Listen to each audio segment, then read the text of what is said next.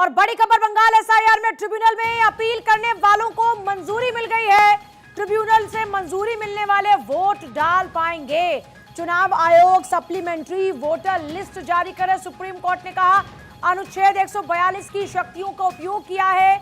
अपीलों के निपटारे के आधार पर लिस्ट जारी होगी। पहले चरण के लिए 21 अप्रैल को सप्लीमेंट्री वोटर लिस्ट जारी होगी। 23 अप्रैल को मतदान करने की अनुमति दी जाएगी।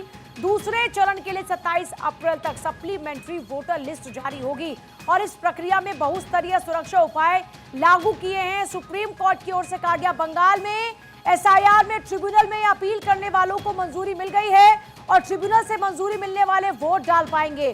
चुनाव आयोग बाकायदा एक सप्लीमेंट्री वोटर लिस्ट जारी करेगा और अनुच्छेद 142 की शक्तियों का उपयोग किया गया है। सुप्रीम कोर्ट ने कहा कि अपीलों के निपटारे के आधार पर सूची जारी होगी। पहले चरण के लिए 21 अप्रैल को एक सप्लीमेंट्री वोटर लिस्ट जारी होगी और लीगल एडिटर सुमित कुमार जुड़ गए। सुमित, ज्यादा जानकारी आप से चाहेंगे इस पूरे मामले को लेकर? देखिए पूजा, 3 दिन पहले सुप्रीम कोर्ट ने सुनवाई की थी पश्चिम बंगाल एसआईआर मामले में। उसके बाद सुप्रीम कोर्ट के लिखित आदेश की कॉपी आई है और सबसे बड़ा आदेश सुप्रीम कोर्ट ने दिया है, क्योंकि पश्चिम बंगाल में एसआईआर प्रक्रिया में कई ऐसे लोग शामिल थे जिन्हें ये आपत्ति थी कि उन्हें वोट देने का अधिकार जो है उनसे छीन लिया जाएगा।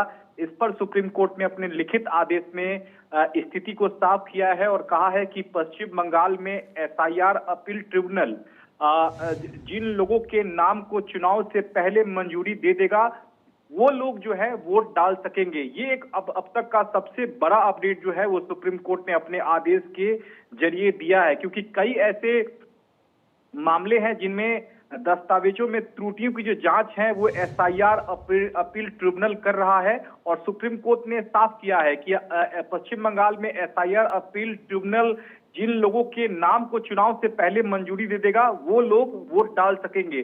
तो एक उन लोगों के लिए एक बड़ी राहत है और पहले चरण के मतदान के लिए 21 अप्रैल तक और दूसरे चरण के लिए 27 अप्रैल तक हुए अपीलों के निपटारे के आधार पर सप्लीमेंट्री वोट लिस्ट जारी की जाएगी। तो निश्चित तौर पर उन तमाम लोगों के लिए बड़ी राहत है जिन्हें ये आशंका थी कि उन्हें उनके जो वोटर आईडी में जो त्रुटियां हैं जिनके चलते वो बाहर हो जाएंगे, लेकिन सुप्रीम कोर्ट ने साफ किया है कि जो अपील ट्रिब्यूनल है अगर उसका निपटारा चुनाव से पहले कर देता है तो वो तमाम लोग वोट डाल सकेंगे। तो ये अब तक का बड़ा अपडेट है और उन तमाम लोगों के लिए राहत है जिन्हें ये आशंका थी कि वो मतदान का जो अधिकार है उनसे छिन जाएगा। और सबसे अहम बात पूजा, मैं आपको बता दूं कि सुप्रीम कोर्ट ने अपने अनुच्छेद 142 की जो विशेष शक्ति है संविधान में, उसके तहत ये आदेश सुप्रीम कोर्ट ने पारित किया है। पूजा, ठीक है, बहुत शुक्रिया सुमित आपका फिलहाल पूरी जानकारी के लिए। तो फाइनली अब एक और सप्लीमेंट्री वोटर लिस्ट जारी होगी। सुप्रीम कोर्ट की ओर से कहा गया है अनुच्छेद 142 की शक्तियों का उपयोग इसमें किया गया और अपीलों के निपटारे के आधार पर लिस्ट जारी होने वाली है।